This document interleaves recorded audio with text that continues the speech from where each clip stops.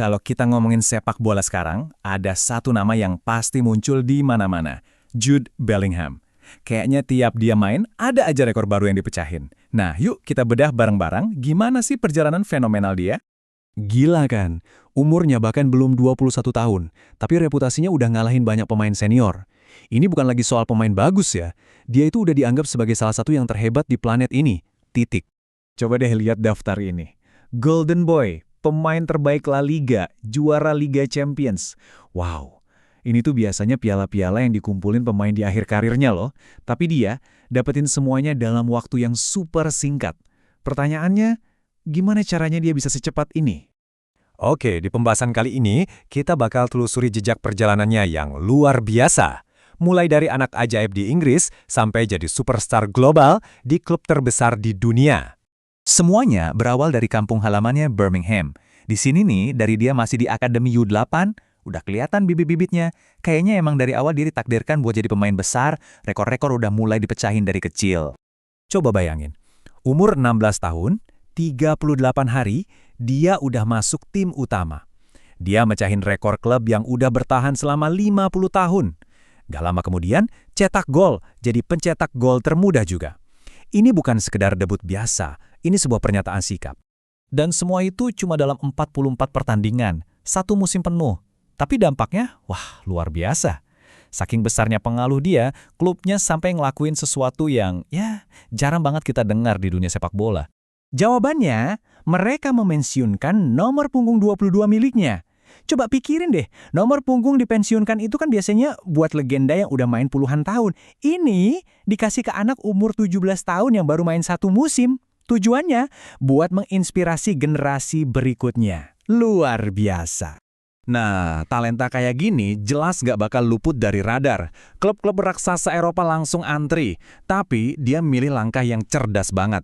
Dia pindah ke Borussia Dortmund di Jerman. Kenapa? Karena Dortmund itu terkenal banget sebagai pabrik yang jago moles pemain muda jadi superstar. Transfernya aja udah mecahin rekor, 25 juta pound sterling. Itu bikin dia jadi pemain 17 tahun termahal sepanjang sejarah. Tapi di Dortmund inilah dia benar-benar ngebuktiin kalau harganya sepadan dan mulai membangun reputasi sebagai pemain elit. Progresnya di Dortmund itu kayak di buku pelajaran. Sempurna. Tahun 2020 jadi pencetak gol termuda. Setahun kemudian, 2021, angkat trofi DFB Pokal. Puncaknya, di 2023, dia dinobatkan jadi pemain terbaik Bundesliga. Cuma butuh 3 tahun buat dia berubah dari anak baru jadi bisa dibilang rajanya Liga Jerman. Kalau Jerman udah ditaklukkan, tujuan berikutnya cuma ada satu kan? Puncak tertinggi sepak bola. Dan bener aja, tahun 2023, Real Madrid datang dengan mahar yang fantastis, 103 juta euro buat ngeboyong dia. Biasanya kan, pemain baru di Madrid itu butuh waktu buat nyetel. Tapi Bellingham beda. Dia nggak pakai adaptasi, langsung meledak aja gitu. Dari pertandingan pertama, keran golnya langsung ngalir deras. Awalnya, dia di Madrid itu bukan cuma bagus, tapi benar-benar bersejarah. Dengan 10 gol dalam 10 pertandingan pertama, namanya langsung sejajar sama legenda-legenda yang pernah pakai seragam putih keramat itu. Dan ini yang bikin semua orang kaget. Dia berhasil menyamai catatan gol siapa? Cristiano Ronaldo. Dalam 10 pertandingan pertama. Kebayang nggak? Dia masuk ke level perbincangan yang sama dengan CR7 sejak hari pertama. Dan musim pertamanya itu ditutup dengan sempurna. Dia jadi top scorer tim di La Liga, terus langsung angkat 2 piala paling bergengsi di Eropa, La Liga dan Liga Champions. Musim debut yang gila. Jadi, apa sih yang bikin dia sehebat ini? Apa rahasianya?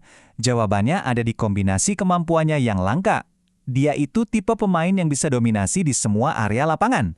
Dia ini bisa dibilang prototipe sempurna dari apa yang kita sebut gelandang serba bisa di era modern. Dan ini bukan cuma omongan loh, statistiknya benar-benar mendukung itu. Lihat deh data dari FOTMOB ini, serbaguna banget kan?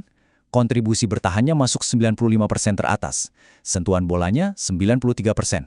Bahkan duel udara yang butuh fisik kuat, dia masuk 89% teratas.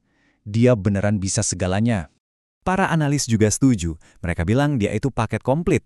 Kontrol bolanya istimewa, fisiknya kuat, tekniknya halus. Semuanya ada di dia. Jadilah seorang gelandang yang nyaris tanpa celah.